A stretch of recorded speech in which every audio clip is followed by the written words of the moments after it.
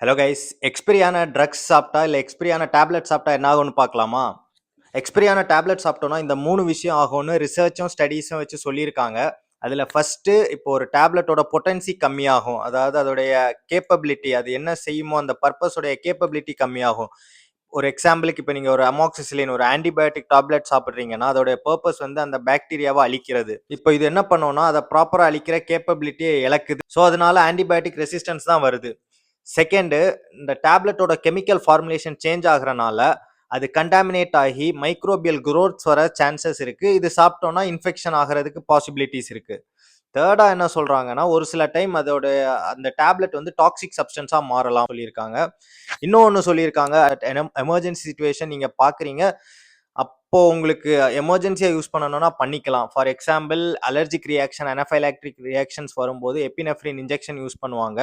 Already உங்களுக்கு அந்த ஏதோ ஒன்று சாப்பிட்டோ ஏதோ ஒன்று பண்ணி அந்த அலர்ஜிக் ரியாக்ஷன் ஸ்டார்ட் ஆயிருச்சு. அப்பதான் நீங்க நோட் பண்றீங்க உங்க இன்ஜெக்ஷன் எக்ஸ்பைரி ஆயிருச்சு. அந்த டைம்ல உங்களுக்கு ஹாஸ்பிட்டல் போக டைம் இருக்காது. ஸோ நீங்க அந்த டைம்ல யூஸ் பண்ணிக்கலாம். மற்ற மாதிரி நீங்க ப்ராப்பரா டைம் செக் பண்ணி எக்ஸ்பைரி ஆன ட்ரக்ஸை டிஸ்கார்ட் பண்ணிட்டு கரெக்டா ரீப்ளேஸ் பண்ணி வைக்கிறது பெட்டர்னு சொல்லியிருக்காங்க. தேங்க்யூ.